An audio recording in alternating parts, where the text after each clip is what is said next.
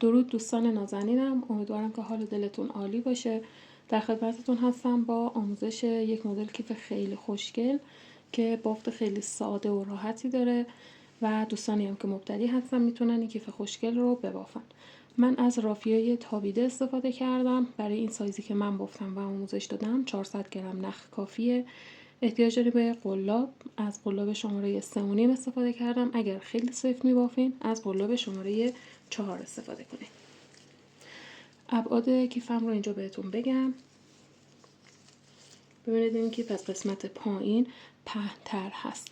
الان این از این قسمت پایین حدود 46 سانته، از قسمت بالاتر که نزدیک درب کیف هست 32. قسمت عرض کیف هم بدون احتساب کفی 26 سانته. اینجا هم قسمت کفی هست که کار از 2 تا پنل بافته میشه. پنل ها به هم وصل میشن، کفی بافته میشه، دورگیری میشه و در نهایت به کیف وصل میشه و در آخر هم قسمت بند کیف هست. خب بریم که با هم آموزش رو شروع کنیم. برای شروع بافت ما 18 تا زنجیره میزنیم. زنجیره زدن برای دوستانی هم که مبتدی هستن، نگاه کنید نخ دور قلاب قرار میگیره، از داخل نخی که روی قلاب هست رد میشه. به این صورت نخ دور قلاب از داخل نخی که روی قلاب هست رد میشه. خب ما 18 تا زنجیره میزنیم. بافت ما پایه بلنده، پس برای شروع کار باید 3 تا زنجیره بزنیم. دستم رو روی آخرین پایه نگه میدارم. 1 2 3. پایه های ما به صورت پایه بلند حد فاصله 1 زنجیره است. پس برای شروع کار در مجموع ما باید 4 تا زنجیره بزنیم. 1 2 3 4 تا زنجیره رو رها میکنم، از انتها میشمارم، میام روی زنجیره پنجم یه دونه پایه بلند از این قسمت میبافم. دوباره 1 زنجیره از قسمت پایین. نگاه کنید این خونه ما الان داخلش بافت زدیم، میایم خونه بعدیش رو رها میکنیم، یه خونه جلوتر یه دونه پایه بلند از اینجا میبافیم. 1 زنجیره. دوباره این پایه که بافت زدیم کاری بهش نداریم، میایم یه خونه جلوتر این رو نمیبافیم، میایم خونه بعدیش یه دونه پایه بلند میبافیم. دوباره 1 زنجیره. 1 2 3 4 یه خونه رها میکنم، میام روی خونه بعدی یعنی اینجا یه دونه پایه بلند میبافم. ببینید یعنی از شروع بافت 3 زنجیره 1 پایه حساب میشه برای ما. 1 2 3 4 5 تا پایه بلند تا این قسمت ما بافتیم. حالا پایه بعدی هم که میخوایم ببافیم 1 زنجیره میزنیم، یه خونه رها میکنیم، میایم روی خونه بعدی. اینجا باید 4 تا پایه رو داخل 1 پایه ببافیم. همین بافت هست، یعنی پایه بلند زنجیره منتها 4 بار تکرار میشه. الان من یه دونه رو بافتم، 1 زنجیره میزنم، دوباره 1 پایه بلند داخل همین پایه میبافم. این شده 2 تا پایه بلند، 1 زنجیره، یه پایه دیگه داخل همین، دوباره 1 زنجیره، 1 پایه بلند داخل همین پایه. یعنی ما 1 پایه رو 1 پایه از اینجا رو اومدیم 4 تا پایه بلند بافتیم، مابینش هم یه دونه زنجیره است، یعنی در اصل میشه 4 پایه بلند 3 تا زنجیره. 1 2 3 1 2 3 4 تا هم پایه بلند. دوباره 1 زنجیره. این خونه ای که بافتیم کاری بهش نداریم، خونه بعدیش رو هم رها میکنیم، میایم یه خونه جلوتر یه پایه بلند از اینجا میبافیم. 1 زنجیره، یه خونه اینو نمیبافیم، میایم یه خونه جلوتر 1 پایه بلند، 1 زنجیره، یه خونه رها میشه، میام روی خونه بعدی 1 پایه بلند، 1 زنجیره، این خونه بافته نمیشه، میام روی خونه بعدی 1 پایه بلند. ببینید ما قبل از اینکه این پایه ها رو شروع کنیم از قبلش با این 3 تا زنجیره 1 2 3 4 5 تا پایه کنار هم داریم. بعد از این پایه ها هم باید 5 تا داشته باشیم. 1 2 3 4. خب یه دونه پایه از انتها برامون باقی مونده. 1 زنجیره میزنیم. اینجا دیگه ما خونه‌ای نداریم که بخوایم رها کنیم، پس میایم روی آخرین پایه بافت میزنیم. مثل شروع بافت ببینید شروع بافت ما 3 تا زنجیره در از 4 تا زنجیره زدیم، 3 تا پایه بلند، یکی حد فاصلش. دقیق اومدیم روی پایه بعدی یه پایه بلند بافتیم. از قسمت انتها هم به همین صورت این پایه بلند رو که بافتیم یک زنجیره زدیم، اومدیم روی خونه بعدی پایه بلندمون رو بافتیم. ولی ما بقیه قسمت ها از این پایه بلند ها باید بعدش یه خونه رها بشه، بعد روی خونه بعدیش بافت بزنیم. ببینید تعداد پایه بلند ها توی رج اول با این 3 تا زنجیره‌ای که زدیم 1 2 3 4 5 6 7 8 9 10 11 12 13 و 14 تا پایه بلند باید بشه. برای رج بعد بافت ما به صورت رفت و برگشت هست. ما الان رج رفت رو بافتیم، میخوایم رج برگشت رو شروع کنیم. 3 تا زنجیره میزنیم، 1 2 3، یعنی شروع کار با 3 تا زنجیره است. نخ رو دور قلاب میندازم، کار رو به این صورت میچرخونم. میام توی این رج روی پایه بلند هام یک پایه بلند میبافم. اینجا که زنجیره داشتیم حد فاصل پایه بلند ها بود، از زیر زنجیره ها یه دونه پایه بلند میبافم. اینجا دیگه ما زنجیره‌ای بین پایه بلند ها نداریم جز این قسمت وسط که حالا اینجا رسیدم براتون توضیح میدم. یعنی روی پایه بلند ما بین پایه بلند ها که زنجیره داشتیم، از زیر زنجیره ها پایه بلند. الان اینجا پایه بلند من هست، قلابم رو زیر این دوتا گندمی میبرم و بافت پایه بلندم رو تکمیل میکنم. میرسم به زنجیره که حد فاصل پایه بلندهای رج قبلم هست، قلاب رو زیر زنجیره میبرم، پایه بلندم رو میبافم. روی پایه بلند یه دونه پایه بلند، دقت کنید که حتما یه دونه بافت بزنید. حد فاصل پایه بلند هامون از این زیر، یعنی زیر زنجیره، یه دونه پایه بلند. این قسمت ها رو من میبافم تا برسم به این خونه‌ای که از رج قبل 4 تا پایه بلند رو داخل یک پایه بافته بودیم. الان من رسیدم به اون 4 تا پایه. میام روی این پایه بلند، این زنجیره و این پایه بلند همین بافت رو تکرار میکنم. روی پایه بلند بافت پایه بلند، قسمت زنجیره از زیر زنجیره بافت پایه بلند، روی پایه بلند دوباره بافت پایه بلند. اینجا نگاه کنید الان رسیدم به این زنجیره، یعنی ما 4 تا پایه بلندی که داشتیم اولی دومی رو بافتیم، میرسیم به این قسمت وسط. اینجا یه دونه زنجیره داریم. اینجا رو ببینید به چه صورتی باید بافت بزنیم. یه دونه پایه بلندمون رو میبافیم به جای یه دونه زنجیره، یعنی زنجیره که کلا نداشتیم. اینجا حالا باید 2 تا زنجیره اضافه کنیم، 1 2. دوباره دقیق داخل همین پایه کنار همین میایم بافت پایه بلندمون رو میبافیم. ببینید به چه صورتی شده. ما همه اینا رو پایه بلند بافتیم، روی پایه بلند زنجیره داشتیم، از زیر زنجیره پایه بلند به این 4 تا پایه‌ای که کنار هم از رج قبل بافته بودیم. ببینید من پایه بلندهاش رو حساب میکنم. اولی رو بافتم، دومی رو هم بافتم، رسیدم بین سومی و چهارمی. اینجا یه دونه تک زنجیره داشتیم، یه دونه پایه بلند بافتم، 2 تا زنجیره زدم، یه پایه بلند دیگه دقیق داخل همین پایه بافت زدم. حالا میام روی پایه بلندم بافت پایه بلندم رو میبافم. به زنجیره که رسیدم از زیر زنجیره پایه بلند، ما بقیه بافت هم مثل این قسمت ها که بافتیم، یعنی روی پایه بلند از زیر زنجیره پایه بلند. به انتهای رج که رسیدیم 2 تا پایه آخر که یک پایه بلند و 3 تا زنجیره بوده. 3 تا زنجیره در از 4 تا زنجیره است که یه دونه زنجیره حد فاصله این 2 تا بوده. میام روی این پایه بلندم رو دوباره تکرار میکنم، میبافم. ما مابین این پایه بلند و 3 تا زنجیره یه دونه زنجیره داشتیم، یه دونه هم از اینجا میبافم. میرسم به 3 تا زنجیره‌ای که داشتم، 1 2 3.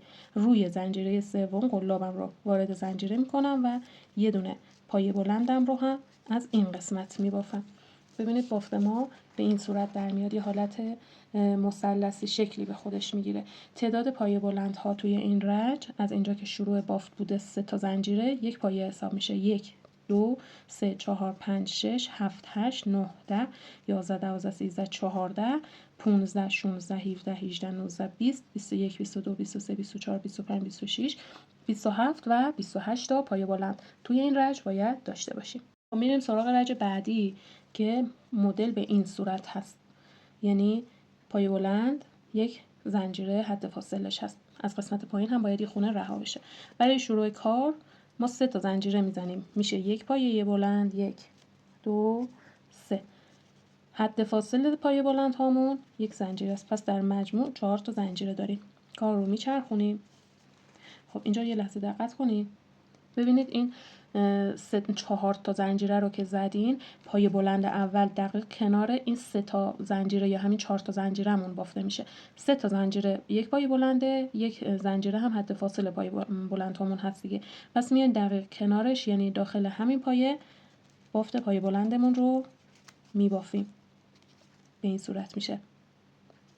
یک زنجیره از قسمت پایین، بعد از اینکه این خونه رو بافتیم از قسمت پایین، خونه بعدی رها میشه، بافته نمیشه، میایم روی پایه بعدی. قلاب رو زیر این 2 تا گندمی میبریم، حتما زیر 2 تا گندمی باید بره قلاب، و بافت پایه بلند رو میبافیم. یک زنجیره، این پایه که بافته شده است، پایه بعدیش رها میشه، میام روی پایه بعدی، قلاب رو زیر 2 تا گندمی میبرم و پایه بلندم رو میبافم. یک زنجیره، یه خونه رها میشه، میام روی خونه بعدی، پایه بلندم رو میبافم. ببینید به این صورت میشه. این قسمت ها رو میبافم. اینجاها یک کمی دوباره ما افزایش بافت داریم. حالا تا اینجاها رسیدم بهتون توضیح میدم. من این قسمت ها رو بافتم، رسیدم به 3 تا پایه آخرم. یعنی قبل از اینکه ما این 2 تا زنجیره رو داریم، قبلش 3 تا پایه بلند دارم. الان 1 2 3. این پایه رو بافتم، خونه بعدیش رو رها میکنم، میام روی پایه بعدی، پایه بلندم رو میبافم. اینجا رو دقت کنید. بعد از اینکه بافتیم، یعنی یک پایه بلند الان ما از اینجا داریم، بعد میرسیم به این 2 تا زنجیره، میایم یک زنجیره میزنیم، یه دونه پایه بلند روی همین پایه میبافیم. این قسمت ها رو که ما میبافتیم، پایه بلند رو میبافتیم، یه خونه رها میکردیم، روی خونه بعدی بافت میزدیم، ولی این قسمت که رسیدیم میایم روی این پایه بافت میزنیم. یعنی دیگه خونه‌ای نداریم که بخوایم رهاش کنیم، مستقیم میایم روی پایه بعدیمون، یعنی اینجا بافت میزنیم. یک زنجیره، میرسیم به این 2 تا زنجیره‌ای که از درجه قبل داشتیم، همین بافت رو تکرار میکنیم. یعنی یک پایه بلند، 2 زنجیره. از این قسمت ما 2 تا زنجیره داریم. دوباره یک پایه بلند داخل همین، کنار همین پایه بلند اینجا.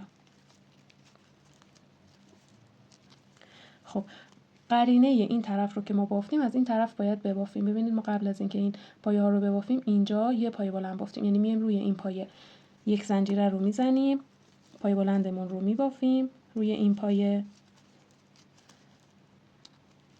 یک زنجیره. حالا یه خونه رها میکنیم، میام روی خونه بعدی،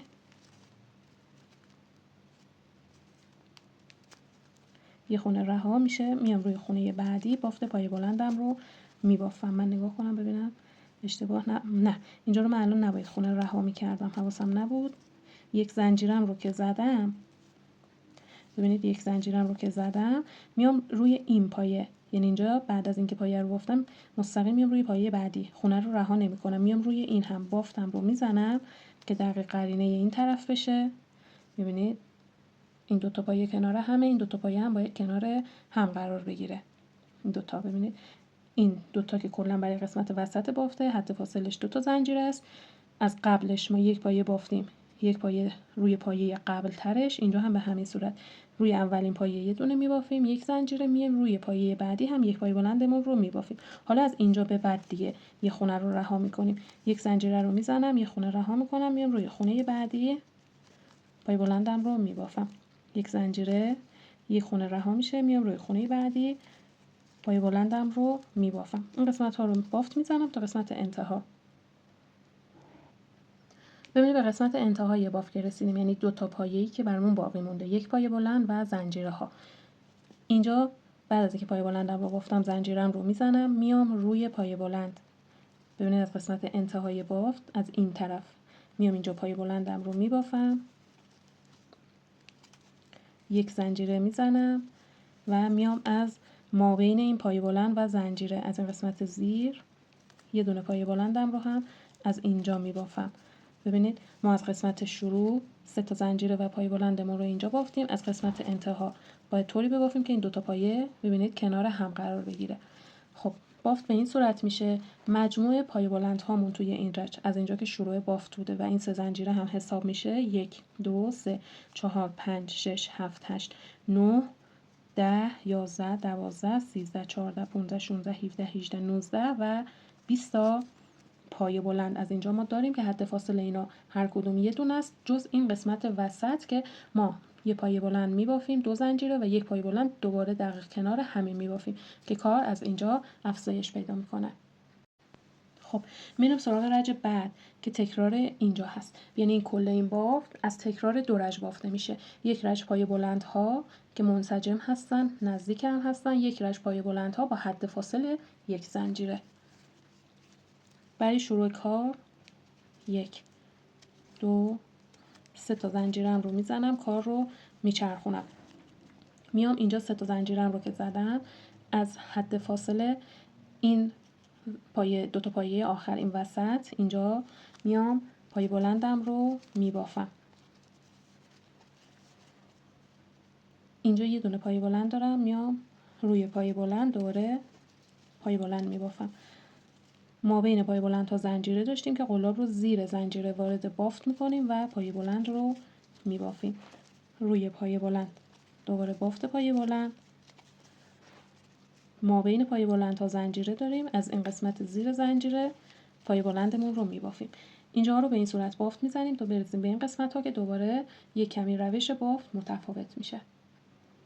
من این قسمت ها رو بافتم، رسیدم به 2 تا پایه بلندی که از رج قبل توی یک پایه بافتم، حد فاصله شون 2 تا زنجیره بوده. خب یعنی پایه هام رو بشمارم بهتون بگم 1 2 3 4 5 6 7 8 9 10 11 12 13 14 15 16 17 18 تا پایه بلند رو الان بافتم.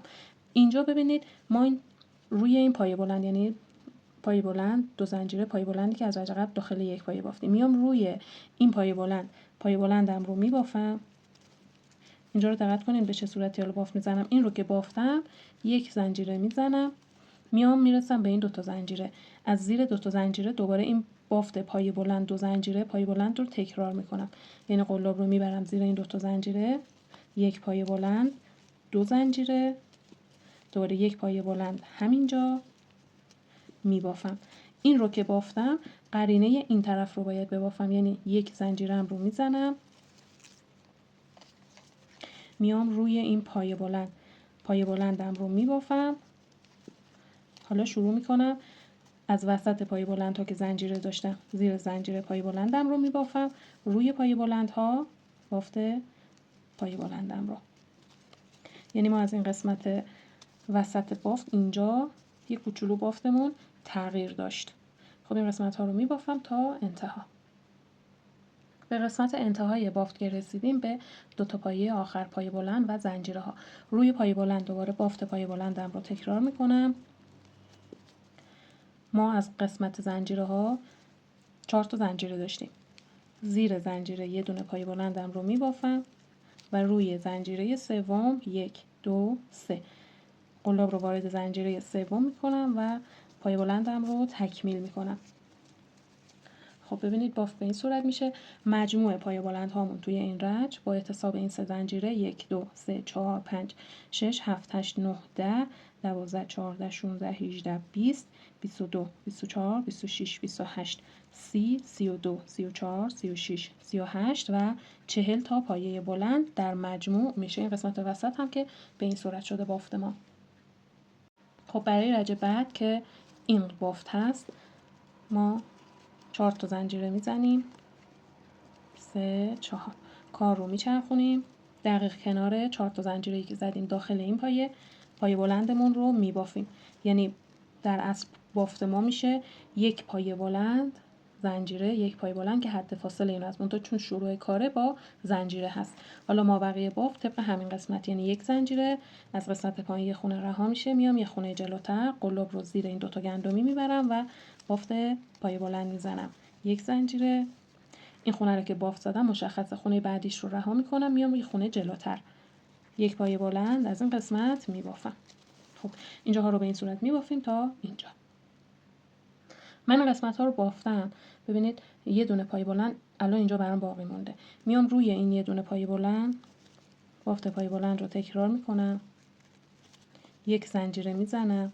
اینجا ببینید ما از رج قبل یه دونه زنجیره داشتیم دیگه، بعد اومدیم 1 پایه بلند 2 زنجیره پایه بلند داخل 1 پایه رو زدیم. اینجا به این زنجیره هم رسیدم، از قسمت زیر زنجیره پایه بلندم رو دوباره تکرار میکنم، یک زنجیره میزنم روی این پایه بلند، یعنی 2 تا پایه بلندی که کنار هم داخل یک پایه داشتیم حد فاصلش 2 زنجیر است، روی اولین پایه بلند دوباره بافت پایه بلندم رو میبافم. ببینید از این قسمت کار افزایش پیدا میکنه. مجموع پایه بلندام از این قسمت تا اینجا که الان بافتم 2 4 6 8 10 12 و 13 تا پایه شده. میرسم به 2 تا زنجیره که به این 2 تا زنجیره که رسیدیم بافت پایه بلند و زنجیره پایه بلند داریم. خب قبلش ما یک زنجیره رو باید بزنیم. میایم از زیر این 2 تا زنجیره یک پایه بلند، 2 زنجیره، دوباره یک پایه بلند از همینجا میبافیم، یک زنجیره، میرسیم به این قسمت از بافت. روی این پایه بلند بافت پایه بلند داریم، یک زنجیره. ببینید ما اینجا یه دونه زنجیره داریم، از زیر زنجیره بافت پایه بلند میزنیم، دوباره یک زنجیره، میایم اینجا روی اولین پایه بلند، از این قسمت که بافت نکنید همش پایه بلنده، روی اولین پایه بلندمون رو میبافیم، یک زنجیره، یک خونه رها میکنم، میام روی خونه بعدی بافت پایه بلندم رو تکرار میکنم. اینجا دیگه بافت راحت، یک زنجیره میزنیم، یک خونه رها میشه، میام روی خونه بعدی بافت پایه بلندمون رو تکرار میکنیم. به قسمت انتهای رشک که رسیدیم، 2 تا پایه‌ای که برامون باقی مونده. ببینید این پایه رها میشه، میام داخل این پایه یک پایه بلندم رو میبافم، یک زنجیره، یک پایه بلند دیگه داخل همین پایه بافت میزنم که قسمت ابتدا، ببینید قسمت ابتدا و انتهای بافتم یک شکل بشه. خب تا اینجا بافت ما به این صورت. تعداد پایه بلند ها توی این رج 2 4 6 8 10 11 12 13 14 15 16 17 18 19 20 22 24 26 و 28 تا پایه بلند هست. میریم سراغ رج بعدی که بافت پایه بلند هامون هست. 3 تا زنجیره، 1 2 3 نخدور قلاب کار رو میچرخونم، میام نکنید این وسط، ما بین این 2 تا پایه از این وسط پایه بلندم رو میبافم، روی پایه بلند دوباره بافت پایه بلند. حد فاصله پایه بلند هامون یک زنجیره است که از زیر زنجیره بافت پایه بلند میزنیم. این قسمت ها رو میبافیم تا اینجا که دوباره یک کوچولو بافت ما متفاوت میشه. من این قسمت ها رو بافت زدم، رسیدم به تقریبا قسمت وسط بافتم که اینجا پایه بلند و زنجیره پایه بلند داشتیم. ببینید این پایه بلند رو من روش پایه بلند زدم، از زنجیره پایه بلند میبافم، روی اولین پایه بلندی که یعنی در مجموع از این 2 تا پایه بلند و زنجیره 2 پایه بلند داریم، اینجا رو یه دونه پایه بلند میبافم. حالا قبل از اینکه دوباره این بافت رو تکرار کنم، یعنی پایه بلند و زنجیره پایه بلند، قبلش یه دونه زنجیره رو میزنم توی این رج. این قسمت از بافت ما به این صورت هست. حالا میام از زیر 2 تا زنجیره پایه بلند، 2 زنجیره، 1 2 و پایه بلند دوباره دقیق کنار همین پایه رو میبافم. حالا یک زنجیره میزنم، میام روی این پایه بلندم رو میبافم، از زیر زنجیره پایه بلند، از روی پایه بلند دوباره بافت پایه بلند. خب این قسمت ها رو میبافم تا انتهای رج. من این قسمت ها رو بافتم، میرسم به انتهای رجم. یه دونه پایه بلند از زیر زنجیره میزنم، یه دونه پایه بلند هم 3 تا زنجیره‌ای که داشتم 1 2 3 روی زنجیره سومم بافت میزنم. ببینید بافت ما به این صورت میشه و کلا بافت ما، یعنی گفتم از تکرار 2 رج هست و به همین صورت بافته میشه. یک رج کلا پایه بلند داریم، فقط از این قسمت ما کار رو افزایش میدیم، یعنی قبل از اینکه به این 2 تا پایه بلندی که کنار هم میبافیم با حد فاصله 2 تا زنجیره، قبل از اینکه اونجا رو شروع کنیم روی اولین پایه بلند رو میبافیم، یک زنجیره میزنیم، دوباره میایم از این وسط 2 تا زنجیره پایه بلند، 2 زنجیره پایه بلند از همینجا دوباره تکرار میشه، یک زنجیره رو میزنیم، میایم روی این پایه بلند رو میزنیم. ما بقیه قسمت ها هم که تکرار اینجا هست. این قسمت از بافت که کلا پایه بلند و حد فاصله 3 تا زنجیره هست که برای شروع کار با 4 زنجیره شروع میشه. کنار 4 زنجیره داخل همین پایه بلندمون رو میبافیم، یک زنجیره میزنیم، از قسمت پایین خونه رها میکنیم، پایه بلند میبافیم، یک زنجیره میزنیم، پایه بلند میبافیم و به همین صورت اینجا قسمت ها رو میبافیم.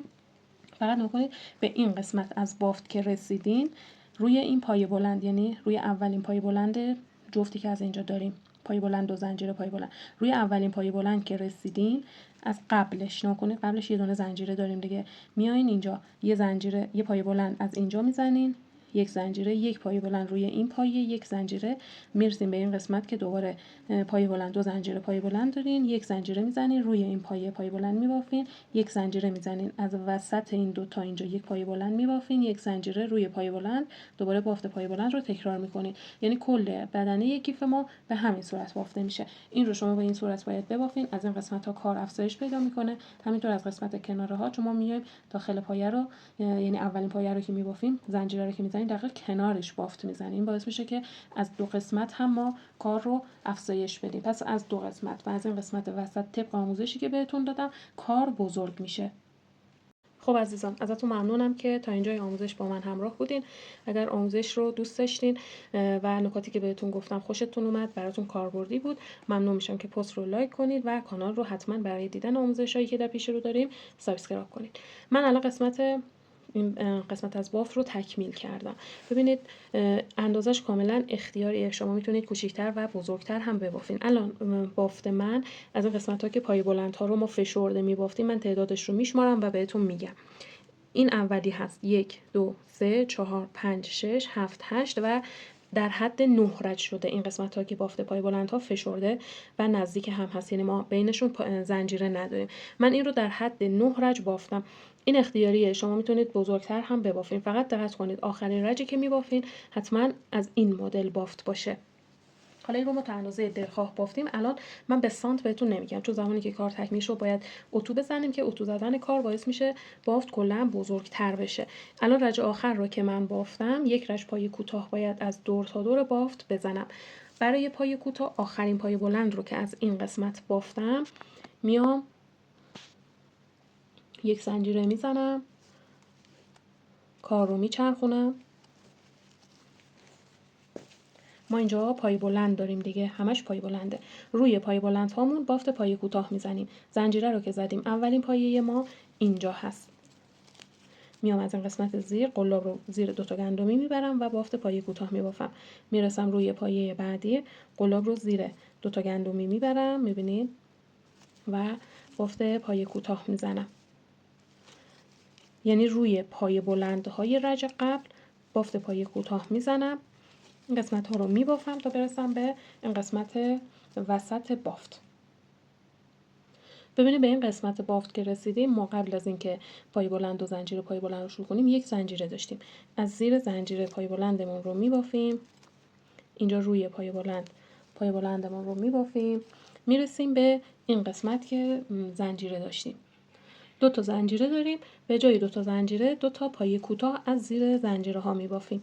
1 و 2 روی پای بلند پای کوتاه همون رو میبافیم. ببینید فاصله این 2 تا پای بلند یه زنجیره است. از زیر زنجیره یه دونه پای کوتاه میبافیم و این قسمت ها که دیگه کلا بافت پای بلند هست و روشون رو بافت پای بلند میبافیم. قلاب رو حتما زیر 2 تا گندمی ببریم و بافت پای کوتاه رو کامل کنیم. خب من رسیدم به انتهای رجم. ببینید روی پای بلند پای کوتاه هم رو میبافم. اینجا هم 3 تا زنجیره دارم. برای شروع کار میام یا روی زنجیره سوم یا وسط این 2 تا پایه، یعنی پای بلند و 3 تا زنجیره، پای کوتاه هم رو میبافم. حالا ما باید یک رج پایه بست از این طرف بافت بزنیم. پس کار رو میچرخونیم. از وسط پای بلند ها پایه بست داریم. ببین اولین پایه بستی که ما میزنیم از اینجا هست، ما بین این 2 تا. قلاب رو من به این صورت وارد بافت میکنم، نخ رو جلوی قلاب گیر میدم، میکشونمش به سمت خودم، یعنی سمتی که الان دارم بافت میزنم. حالا نخی که جلوی قلابم هست از داخل نخی که روی قلابم هست باید رد بشه به این صورت. خب میام ما بین این 2 تا قلاب رو وارد بافت میکنم. ببینید نخ در از سمت پشت بافت است. نخ رو جلوی قلاب گیر میدم، میکشونم سمت خودم یا روی بافت که الان دارم بافت میزنم. نخ اول از داخل نخ دوم رد میشه. یک کوچولو میکشم که بافت آزاد بشه، جمع نشه چون پای بست هست. میام بین این 2 تا قلاب رو وارد بافت میکنم. نخ رو از سمت زیر میکشونم به سمت روی کیف. نخ اول از داخل نخ دوم رد میشه. ببینید این میشه بافت پایه بست یک کمی نخ رو آزادتر میکنم، دوباره این بافت رو تکرار میکنم. اینجا چون پایه بست هست سعی کنین که خیلی شل نبافین، بافتتون جمع نشه. من الان چند تا خونه رو میبافم بهتون نشون میدم.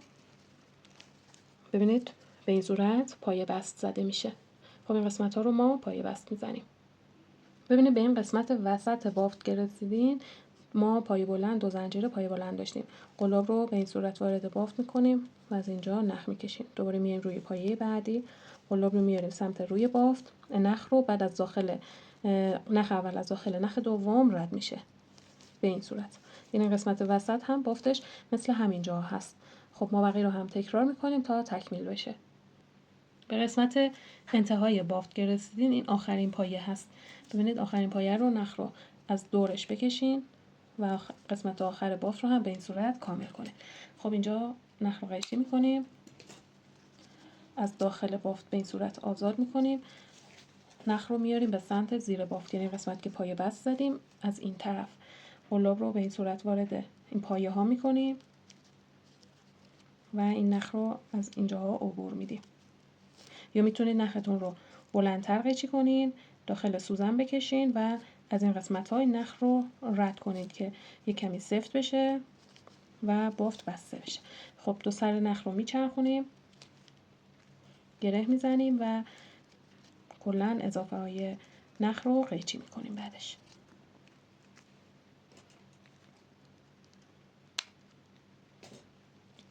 خب ببینید زمانی که ما پای بست میزنیم بافت ما به این صورت در میاد.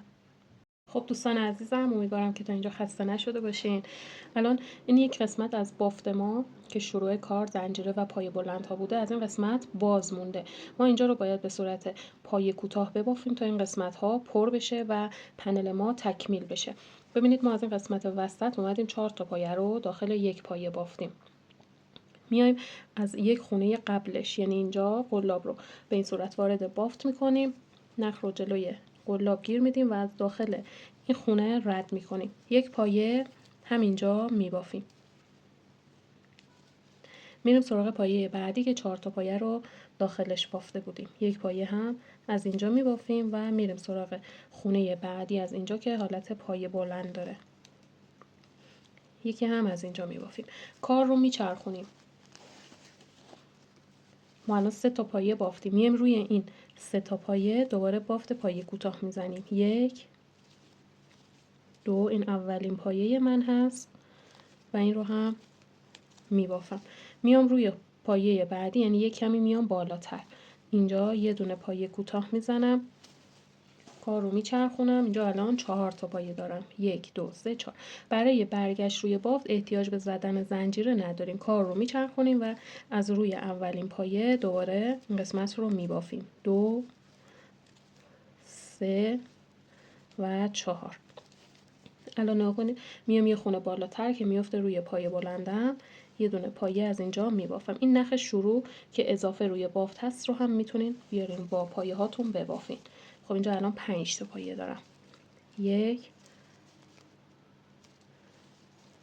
2 3 4 و 5. الان نگاه کنید اگه بخوام روی این بافت بزنم اینجا بافت خیلی فشرده میشه، پس یک کوچولو میام بالاتر و اینجا بافت میزنم. کار رو میچرخونم. 1 2 3 6 تا پایه دارم. این 6 تا رو میبافم. 1 2 3 4 5 و 6. نکنید میام بافتم رو به این قسمت وصل میکنم. حالا یا اینجا یا اینجا امتحان میکنم ببینم کجا بهتر میشه توی بافتم. نکنید به این صورت نگه داریم ببینید که آیا این صاف هست یا نه. حالا این نخ رو بعد من قیچی میکنم. خب اینجا الان جاش خوبه، پس کار رو دوباره میچرخونم و شروع میکنم پایه کوتاه میبافم. 1 2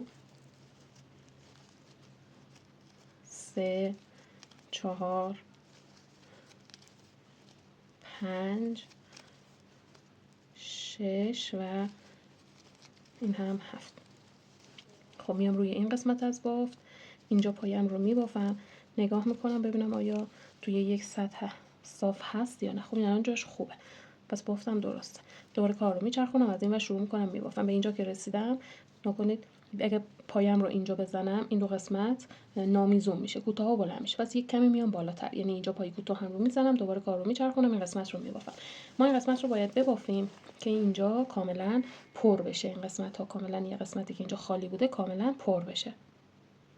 ببینید این قسمت ها رو که بافتین، این دو تا پایه که از آخر مونده، من میام روی این یه دونه پایه کوتاه میزنم، روی پایه بعدی یه دونه پایه بست میزنم، بعد کار رو میچرخونم، این پایه بست رو رها میکنم، میام از روی همین پایه کوتاه دوباره بافت پایه کوتاه هم رو تکرار میکنم. روی پایه کوتاه های رج قبل دوباره بافت پایه کوتاه میزنم. میبینید این قسمت بافت همتراز با این قسمت ها شده. خب این قسمت ها رو که بافتین، اینجا دقت کنید این پایه رو کلا رها کنید، بیاین یک خونه بالاتر اینجا یه دونه پایه بست بزنید و این قسمت دیگه بافت ما تکمیل میشه. میبینید این قسمت ها کاملا پر شده. بعد اینجا نخ رو قیچی میکنین. خب از داخل بافت این رو آزاد میکنین. نگاه کنید این الان از این قسمت بالا که نگاه میکنیم ما از اینجا پایه بست داریم که سمت روی بافت باید بشه، پس از همینجا من قلاب رو وارد بافت میکنم، نخ رو دوباره میکشم به سمت خودم، همین قسمتی که الان هست، نخ رو باز میکنم، گره میزنم و اضافهش رو قیچی میکنم. از این پنلی که من اینجا بهتون آموزش دادم شما 2 نمونه باید ببافین. اگر مبتدی هستین نختون رو به 2 تا قسمت تقسیم کنید و همزمان از هر دو پنل ببافین، یک رج از این پنل، یک رج هم از پنلی که میبافین، تا بافتتون کاملا یک اندازه در بیاد. بعد که قسمت ها رو بافتین باید کار رو اتو بزنید. برای اتو زدن ببینید اینجا که سمت داخل کیف میفته مشخص، ما اینجا پایه بست زدیم میفته بیرون کیف، اینجا میشه داخل کیف. به این صورت پنل ها رو کاملا باز میکنید، قشنگ اتو میزنید. این قسمت پایین الان یه کوچولو جمع شده بافت، اینجا رو قشنگ اتو بزنید، کناره ها کامل اتو بزنید، کار هم بزرگتر میشه، هم صاف میشه، خوشگل میشه. خب این موارد رو انجام بدیم تا بریم سراغ بافت کفی و مونتاژ کیفمون. خب عزیزان من 2 تا پنل رو بافتم، کار رو اتو زدم، حالا باید به هم دیگه مونتاژ کنیم و کفی رو براش ببافیم. ببینید این قسمت هایی که ما از این سمت بافت پای متوسط داریم، سمت زیر باید قرار بگیره از هر دو طرف. خب این پنل رو ببینید، این پنل رو به این حالت قرار میدین، روی هم قرار بدین، این پنل رو هم به همین صورت. خب بعد این رو باز کنید. از اینجا که ما بافت پایه بلند رو به صورت منسجم بافتیم، 1 2 3 4 خونه 4م رو مشخص میکنیم.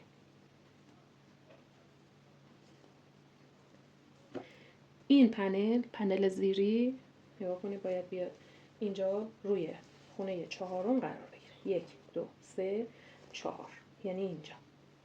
خب من این دو طرف رو با مارکر به هم وصل کنم.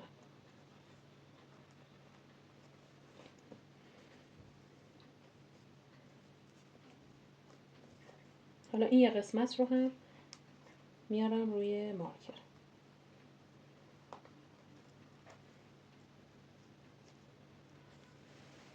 خب طرف دیگر رو ببینید، طرف دیگر رو هم میچرخونم تا این قسمت میارم. الان این یه ذره کوتاه و بلند شده، تو من دو طرف رو اول روی هم قرار میدم.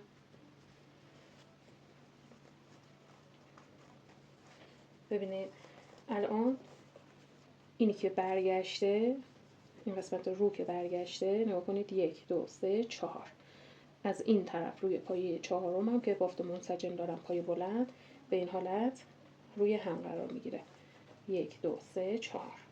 خب میام اینجا رو هم با مارکر و هم میچسبونم، وصل میکنم به این صورت. حالا اینجا رو چون دیگه حالا توی مارکر جا نمیشه، یک پایه از این قسمت میگیرم و به این طرف وصل کنم، کار رو میچرخونم، از این طرف هم پایه ها رو به هم وصل کنم، یعنی اینجا به این قسمت یعنی ما بهتره که اول این کار رو انجام بدیم فیکس بشه، بعد به هم دیگه بدوزیم.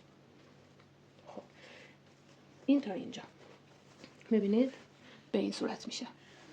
حالا برای وصل کردن از این قسمت، از اینجا ما باید کار رو وصل کنیم. یه سوزن حالا پلاستیکی یا فلزی میگیریم که نخ همرنگ کیفمون از داخلش رد بشه. من کار رو میچرخونم، از همین طرف وصل میکنم. ببینید الان کاری به این قسمت ما نداریم، چون اینجا باید براش یه دونه کفی ببافیم. میام اینجا رو وصل میکنم، این یه قسمت رو وصل میکنم، بعد کفی میبافم، کفی وصل میشه به قسمت پایین و کیفمون تکمیل میشه. برای وصل کردن این قسمت ببینید دو طرف بافت رو روی هم قرار میدین. از این قسمت پایین اینجا من اینجا مارکر رو خارج میکنم از روی بافت. خب میام از سمت داخل سوزن رو وارد بافت میکنم، انتهای نخم رو یه گرهی میزنم، اینجا رو 2 بار میدوزم که بافتم سفت بشه به این صورت. حالا این قسمت ها رو تا اینجا باید وصل کنم. ببینید از پایین هم این یه قسمت پنل رو میگیرم، کامل نه، یه قسمت رو میگیرم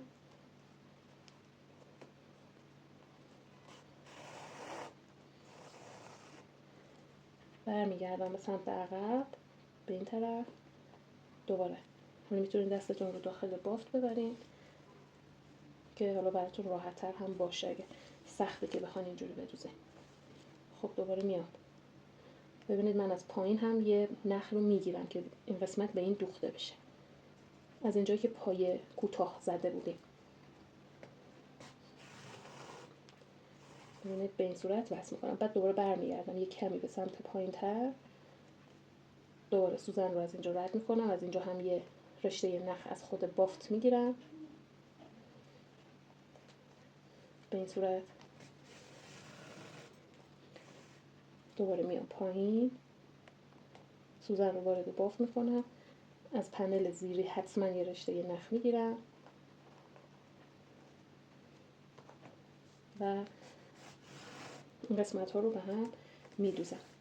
چون ما داریم از خود پایه کوتاه ها بافت میزنیم و میدوزیم، میبینید اینجا هیچ خطی هم روی بافت مشخص نمیشه، خط دوخت اصلا مشخص نمیشه. این قسمت ها رو میدوزیم تا اینجا، این قسمت کیف وصل میشه. بعد کار رو میچرخونیم و این یک طرف رو از اینجا ببینید این مارکر رو خارج میکنید، سوزن رو این قسمت رو 2 بار میدوزین که کار فیکس بشه، بعد قسمت به قسمت مثل طرف زیر که بافتم میدوزین تا این قسمت بالا.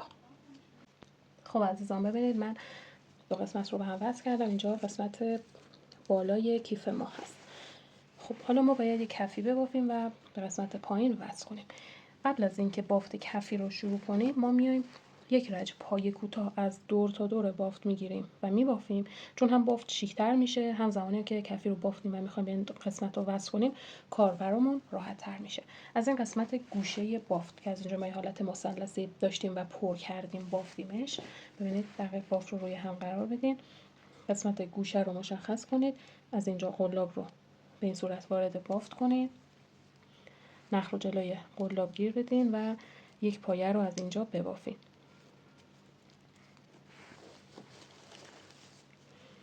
خب ببینید حالا از اینجاها ما پایه میگیریم و بافت میزنیم. اینجا که پایه کوتاه داریم راحته، این نخی که اضافه روی بافت هست رو هم بیارین و همزمان با پایه هاتون ببافین.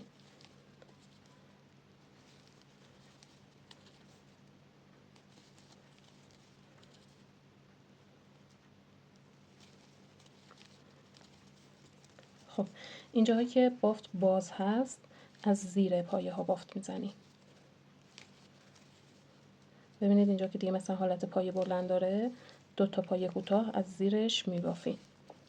یعنی طوری باید این قسمت ها رو ببافین که بافت نه جمع بشه نه پرچین بشه. اگر پرچین بشه یعنی شما خیلی فاصله این قسمت ها رو کم میبافین، یعنی خیلی پر میبافین که بافت چین میخوره. اگر بافت جمع میشه یعنی فاصله کمه، پس طوری بافت بزنین که نه خیلی فاصله بیفته بین پایه ها نه خیلی پرچین بشه. الان من جایی که بافتم رو بهتون نشون میدم، ببینید کار جمع نشده، از اینجا هست.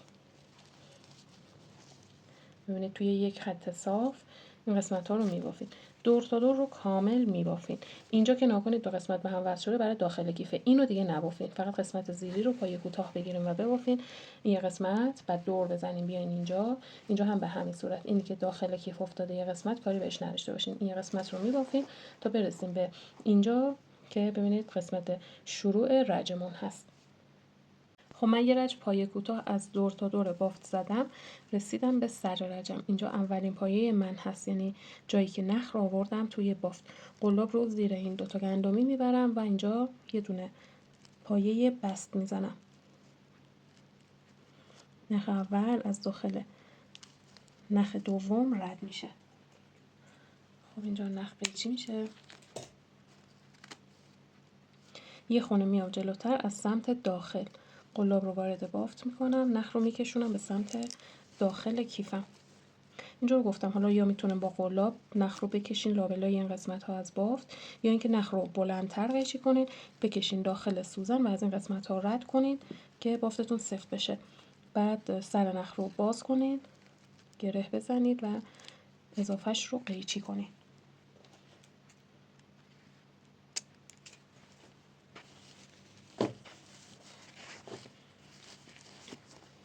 ببینید این قسمت تمیز و منسجم و یک دست میشه. حالا بریم برای بافت کفی.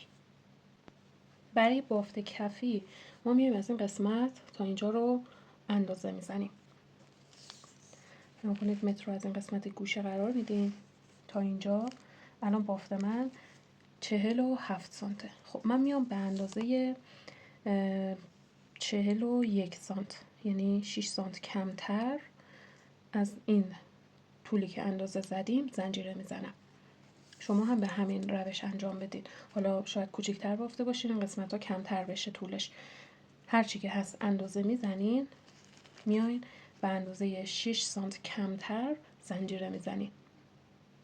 خب من اومدم به اندازه 41 سانت زنجیره زدم. متر رو قرار میدم روی زمین، بافتم رو به این حالت قرار میدم، خیلی نباید بکشین و ببینید به اندازه 41 سانت شده. اصلا تعداد زنجیره ها مهم نیست چون ما داریم به سانت کار میکنیم.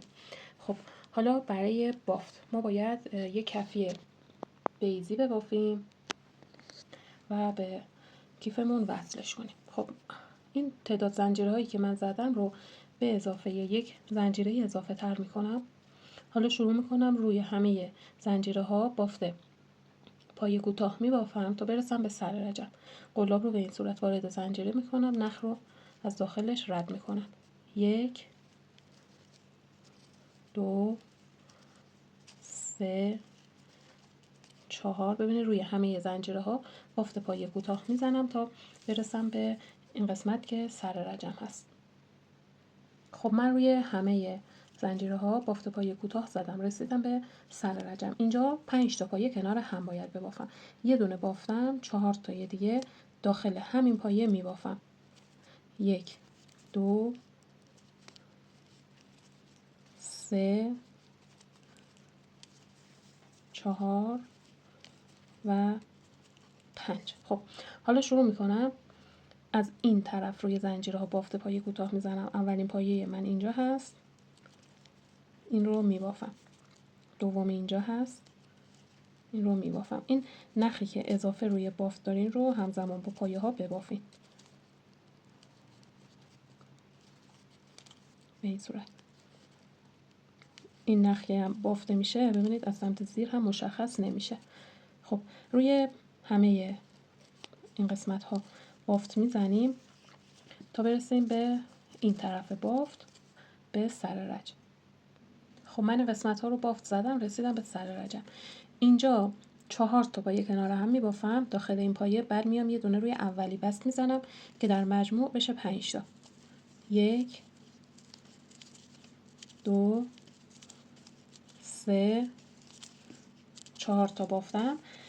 اینجا اولین پایه من هست. قلاب رو زیر 2 تا گندمی میبرم، نخ رو از این زیر عبور میدم. حالا نخ اول از داخل نخ دوم رد میشه، یعنی از این طرف بافت هم من 5 تا پایه رو دارم. خب حالا اینجا 2 تا نشانگر نیاز داریم ما که روی 5 تا پایه‌ای که کنار هم بافتیم روی اولین پایه قرار بدیم. از اینجا من میشمارم. ببینید 1 2 3 4 5، یعنی 5 تا پایه‌ای که من زدم اولین پایه‌اش اینجا هست. یه مارکر از اینجا قرار میدم. از این طرف بافتم به همین صورت. 5 تا پایه کنار هم داشتم من.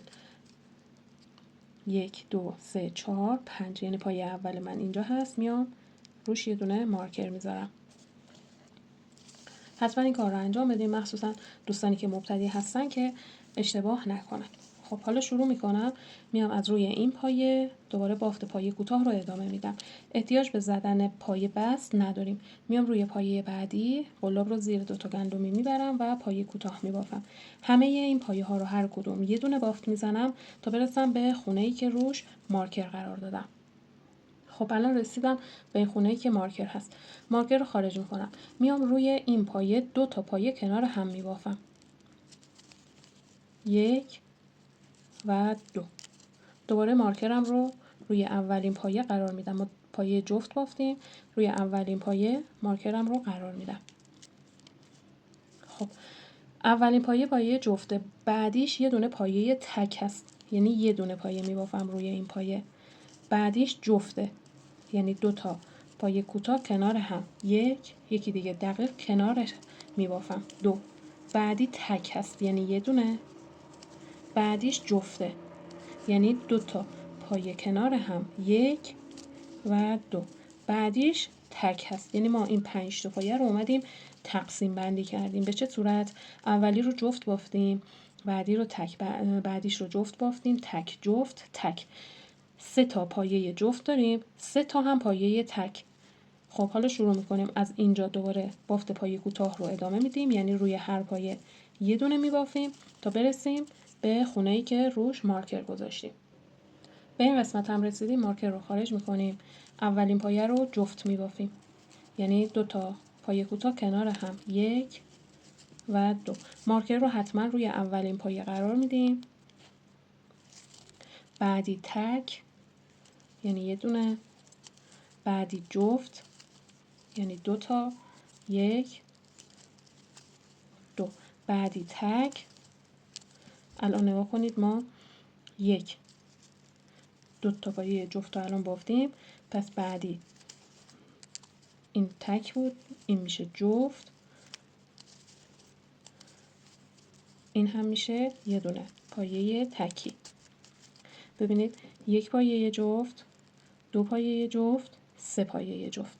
3 تا هم پایه تکی داریم. خب حالا دوباره شروع میکنیم. از این طرف بافت پایه کوتاه رو ادامه میدیم تا برسیم به خونه‌ای که روش مارکر گذاشتیم. حتما مارکر رو روی بافتتون قرار بدید.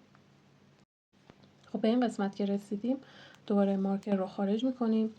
میایم اینجا دوباره اولین پایه رو جفت میبافیم، 1 2. مارکر رو روی بافت قرار میدیم، روی اولین پایه. حالا اینجا به پایه های تکی ما یه دونه اضافه میشه. رج قبل یه جفت یه تک داشتیم، اینجا یه جفت 2 تا تک. این 1. دوباره روی پایه بعدی یه دونه پایه تکی، یه جفت که دقیق روی اولین پایه جفت از رج قبل میفته، 1 2. 2 تا پایه تکی، 1 و 2. پایه بعدی دوباره جفت، 1 2. 2 تا پایه تکی، 1 و 2. ببینید پایه های ما دقیق، یعنی قسمتی که اضافه میشه مربوط به گوشه بافت ما هست، پایه ها دقیق روبروی هم قرار میگیره. خب این قسمت ها رو بافت پایه کوتاه میزنیم. به این طرف بافت هم رسیدیم، دقیق این قسمت از بافت رو تکرار میکنیم. مارکر رو خارج میکنیم، روی اولین پایه جفتمون رو میبافیم، روی اولی مارکر رو دوباره قرار میدیم. 2 تا پایه تک، یه جفت، 2 تا تک، یه جفت، 2 تا تک. بعد این قسمت ها رو دوباره هر کدوم تکی میبافیم تا برسیم به این قسمت که دوباره باید مارکر رو خارج کنیم و بافت رو افزایش بدیم. خب من رج رو تکمیل کردم، رسیدم به اینجا که مارکر هست. مارکر رو خارج میکنم، دوباره روی اولین پایه یه پایه جفت میبافم، 1 و 2. مارکر رو روی اولین پایه قرار میدم. اینجا به پایه های تکی ما یه دونه اضافه میشه، یعنی پایه های جفت ما ثابته، 3 بار هست. افزایش از پایه های تکی هست. رج اول یه دونه بود، رج قبل 2 تا، این رج 3 تا، رج بعد 4 تا، رج بعدیش 5 تا. خب ما میایم 3 تا پایه تکی میبافیم، 1 2 3. بعدی جفت، یعنی دقیق میفته روی اولین پایه از رج قبل که جفت بافتین روی اولین پایش. 1 یکی دیگه کنارش 2. 3 تا پایه تک، 1 2 3. یه دونه پایه جفت، 1 2. 3 تا پایه تک، 1 2 و 3. خب حالا دوباره شروع میکنیم. این قسمت ها رو پایه های تکی میبافیم. به اینجا که رسیدیم مارکر رو خارج میکنیم، روی اولی جفت میبافیم و روی اولین پایه جفت یه دونه مارکر قرار میدیم. 3 تا پایه تک، یه جفت، 3 تا تک، یه جفت. بعد یعنی پایه های جفت ما گفتیم 3 تا هست که ثابته، پایه های تکی هست که افزایش پیدا میکنه. این میشه بافت کفی بیضی ما، ولی نه در این اندازه. ما باید این رو افزایش بدیم. رج بعد پایه های تکی میشه 4 تا، رج بعد میشه 5 تا. این رو ما به این روش میبافیم. حالا من میبافم تا بهتون بگم که شما باید تا چند رج ببافین و تعداد پایه های تکی به چند تا پایه برسه. خب من کفی رو بافتم و تکمیل شده. ببینید تعداد پایه های تکی به 5 تا پایه رسیده، یعنی یه پایه جفت رو که بافتم، بعدش 5 تا پایه تکی جفت، 5 تا تکی جفت، 5 تا پایه تک از 2 سر بافت. چون نخ ما رافیاه، میبینید بافت به این صورت پیچ میخوره. ما این رو اتو میزنیم، بعد دورگیریش رو انجام میدیم، 2 الی 3 رج پایه کوتاه روی دورگیری انجام میدیم و در نهایت این رو به بافت اصلیمون وصل میکنیم. خب من کار رو اتو زدم، ببینید کاملا صاف میشه. حالا میخوام دورگیری رو انجام بدم. اینجا آخرین پایه‌ای هست که من بافتم. برای دورگیری میام یه خونه جلوتر از سمت داخل قلاب رو وارد بافت میکنم، زیر این 2 تا پایه میبرم. میام روی پایه بعدی به این صورت، یعنی من الان 4 تا رشته نخ روی قلابم دارم. نخ رو جلوی قلاب گیر میدم، از داخل اولین خونه دومین خونه رد میکنم. حالا 2 رشته نخی که روی قلاب دارم رو با نخ اصلیم یکی میکنم. دوباره از داخل همین پایه، یعنی پایه دوم، از سمت داخل قلاب رو وارد بافت میکنم. میام روی خونه بعدی، الان 4 تا نخ روی قلاب دارم. نخ اصلی رو جلوی قلابم گیر میدم، از داخل اولین خونه دومین خونه رد میکنم، یک کم نخ رو میکشم که آزاد بشه، بافتم جمع نشه. 2 تا نخی که روی قلاب هست رو با نخ اصلیم یکی میکنم. دوباره از داخل همین پایه، دقت کنید از داخل همین، نباید بیاین خونه جلوی چون بافتتون جمع میشه. از سمت داخل کفی به این صورت قلاب رو وارد بافت میکنم، بعد میرم سراغ پایه بعدی، نخ اصلی رو از داخل اولین خونه دومین خونه رد میکنم، 2 رشته نخ روی قلاب رو یکی میکنم. دوباره از داخل این پایه قلاب رو وارد بافت میکنم، بعد خونه بعدی نخ رو از زیر این 2 تا رد میکنم، 2 تا نخ روی قلاب با نخ اصلی یکی میشن. این باعث میشه که یک دیواره روی کفی ما شکل بگیره. دقت کنید که خیلی سفت نبافین این قسمت رو که جمع نشه، یا اگر کلا سفت میبافین سایز قلابتون رو توی این مرحله تغییر بدین. یعنی اگر بافت با شماره 3.5 بوده، دورگیری با شماره 4 انجام بشه که بافت جمع نشه.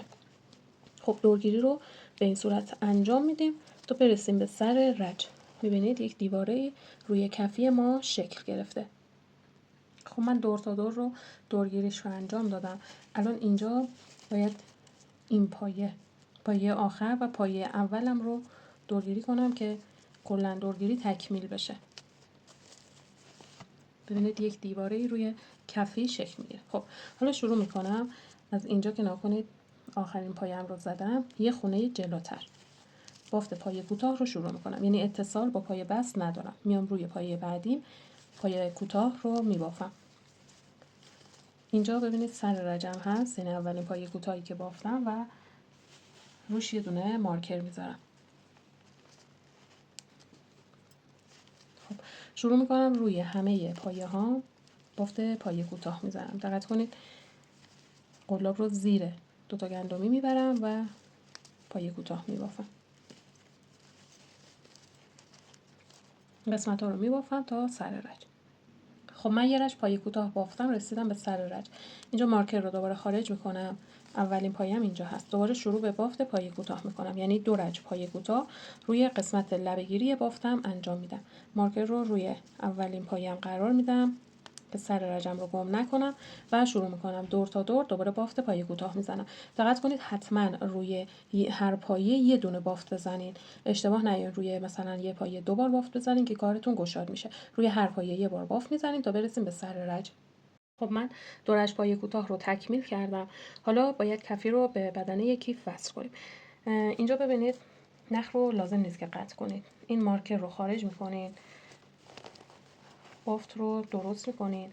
ببینید این قسمت های کفی، این بافته که پایه کوتاه زدین رو برگردونین به سمت بالا. ببینید از این قسمت گوشه بافت کفی رو به این حالت قرار بدین، بافت رو بیاریم بالا و یعنی بدنه کیف رو بیاریم بالا، روی کفی قرار بدین.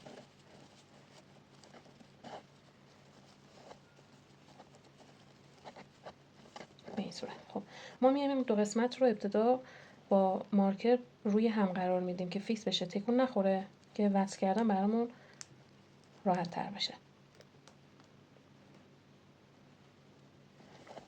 ببینید قسمت به قسمت به این حالت روی هم قرار میدیم.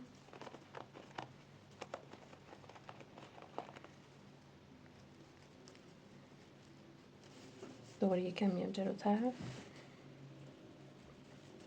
این کار رو حتما انجام بدین. حالا مارکر هم نداشتین با سنجاق قفلی میتونید این کار رو انجام بدین.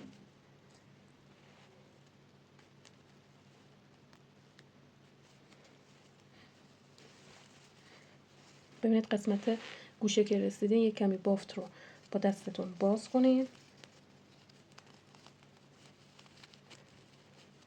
بعد اینا رو روی هم قرار بدین.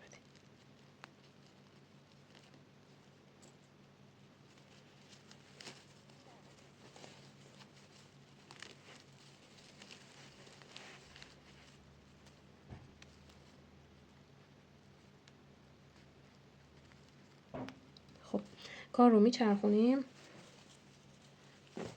حالا از این طرف بافت رو روی هم قرار میدیم و پایه‌ای که روبروی هم هستن رو با مارکر روی هم فیکس میکنیم به این صورت. خب حتما این گفتم این کار رو انجام بدین که دیگه توی وصل کردن به مشکل بر نخوره.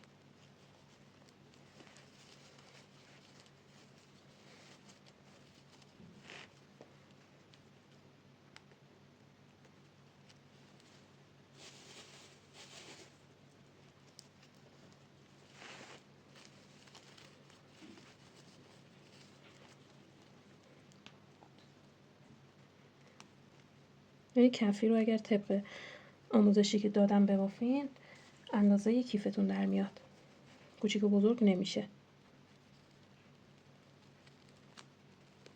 خب ببینید این کفی هست که روی کیف الان فیکس شده. خب کار رو میچرخونم من.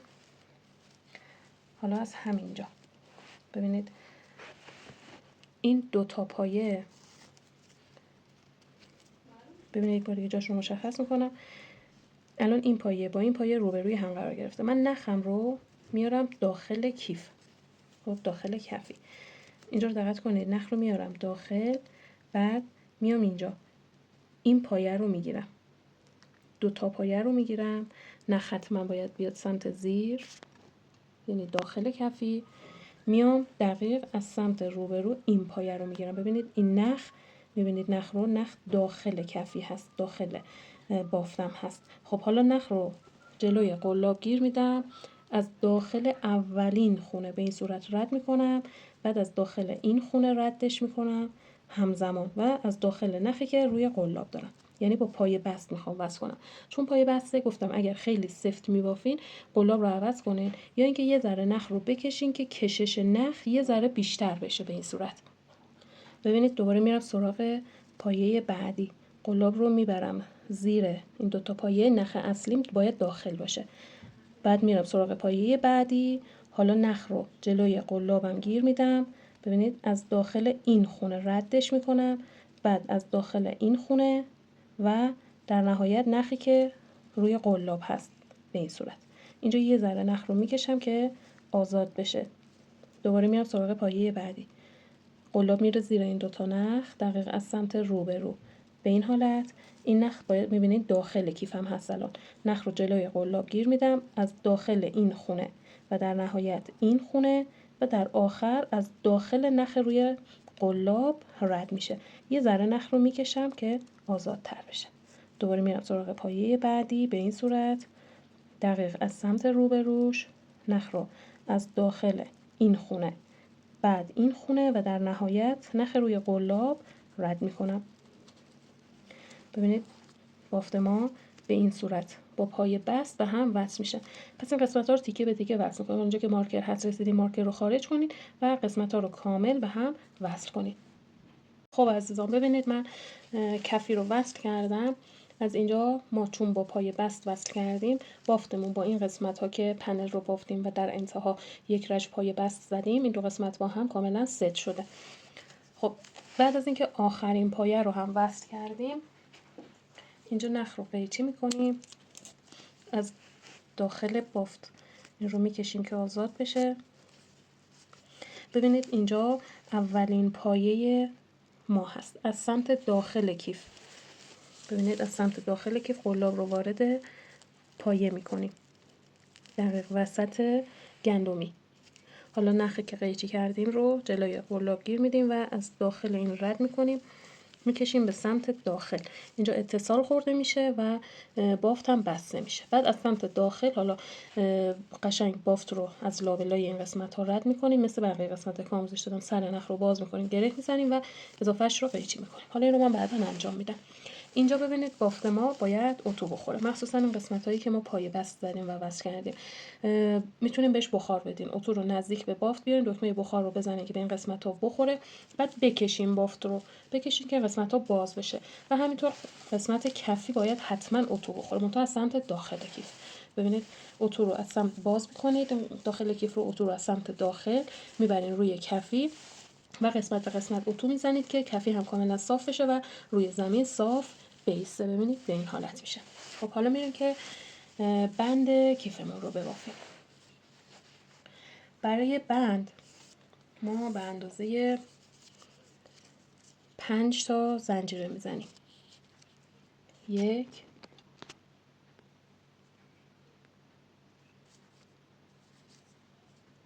2 3 4 و 5 تا زنجیره زدیم. خب زنجیر آخر رو رها میکنیم، میریم از روی زنجیره 4 روش بافت پایه کوتاه میزنیم. 1 2 3 و 4. یک زنجیره میزنیم، کار رو میچرخونیم و شروع میکنیم از روی اولین پایه کوتاه. از اینجا قلاب رو زیر دو تا گندمی میبریم و دوباره بافت پایه کوتاه رو تکرار میکنیم. 1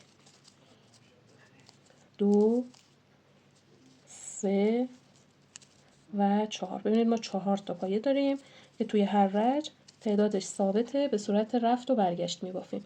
یک زنجیره میزنیم، کار رو میچرخونیم. اینجا اولین پایه ما هست، قلاب رو زیر این دوتا گندمی میبریم و بافت میزنیم. 1 2 3 4. اگر بخواین که این قسمت بند پهن‌تر بشه میتونه 6 تا زنجیره بزنید، زنجیره ششم رها میشه، 5 تای باقی مونده رو مثل این قسمت ببافید. البته اینو هم بگم ما زمانی که این بند تکمیل شد از دور تا دور پایه کوتاه میگیریم و میبافیم که این خودش باعث میشه بند ما پهن‌تر بشه. پس قسمت بند کیف رو ما به این صورت میبافیم. حالا من میبافم که بهتون بگم تا چند سانت باید این قسمت رو ببافیم، بعد پایه کوتاه دور تا دور بافت رو بزنیم و به کیفمون وصلش کنیم. خب ببینید این میشه قسمت بند کیفمون که به اندازه 70 سانت میبافیم. حالا باید از دور تا دور بافت پایه کوتاه بزنیم. ببینید اینجا ما آخرین رج رو که بافتیم به این قسمت رسیدیم، میایم یک پایه دیگه دقیق کنار همین پایه بافت میزنیم، یعنی اینجا. حالا از این قسمت ها دونه میگیریم و به صورت پایه کوتاه میبافیم. ببینید پایه ها خیلی نزدیک به هم نباشن که کار چین بخوره، یا خیلی فاصله شون زیاد نباشه که کار جمع بشه. ببینید زمانی که میبافیم به این صورت بشه. خب از مابقی قسمت ها هم مثل اینجا دونه میگیریم و به صورت پایه کوتاه میبافیم. خب این قسمت ها رو که بافتیم میرسیم به اینجا، میایم اینجا داخل این پایه هم 2 تا پایه کنار هم میبافیم. این قسمت های گوشه بافت 2 تا پایه میبافیم که بافت ما زاویه دار بشه. حالا دوباره از اینجا شروع به بافت میکنیم. این نخ اضافه شروع بافت که زنجیره زدیم رو هم میارم توی بافت و همزمان با پایه‌ای که دارم میبافمش. خب الان رسیدم به اینجا، یه پایه دیگه داخل همین قسمت میزنم، یعنی از اینجا و اینجا 2 تا پایه کنار هم میبافم. حالا از اینجا پایه میگیرم و بافت میزنم به این صورت.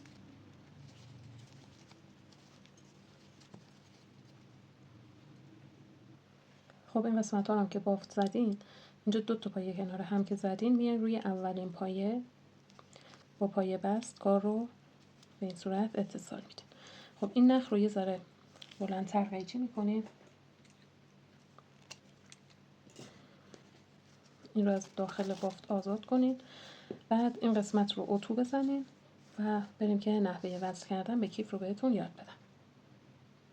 برای وصل کردن بند به کیف، ببینیم ما از این قسمت گوشه کیف 2 تا زنجیره داشتیم، یه پای بلند و زنجیره، یه پای بلند. از این قسمت میکنید این بافت رو اینجا وسطش قرار میدیم.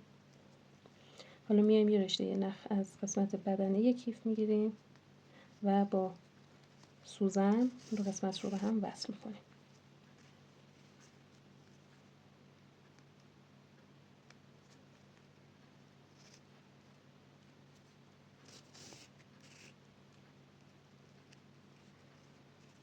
به این صورت.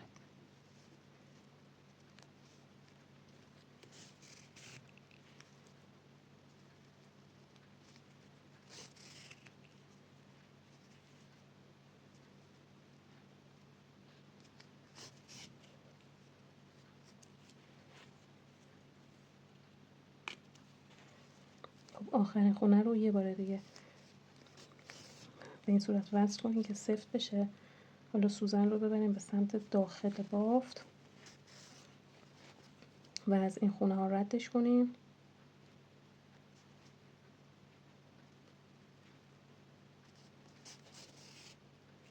که کار کاملا سفت بشه. بعد نخ رو از اینجا قیچی میکنیم،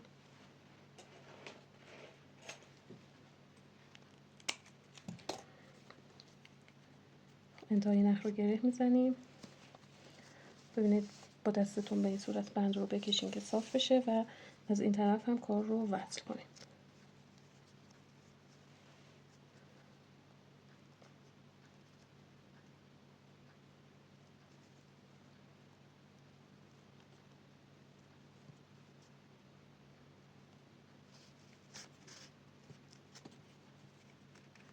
به این صورت.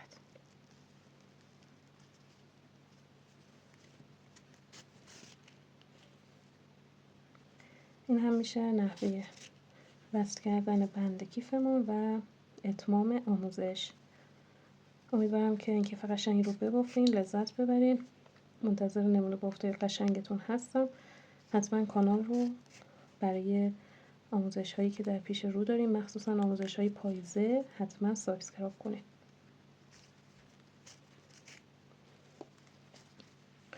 خب این هم کیفمون، این هم داخل کیفمون هست. این کیف خیلی خوشگل، حالا نخواهی اضافه رو قیچی میکنیم. این کیف خیلی خوشگل و پرفروشی هست.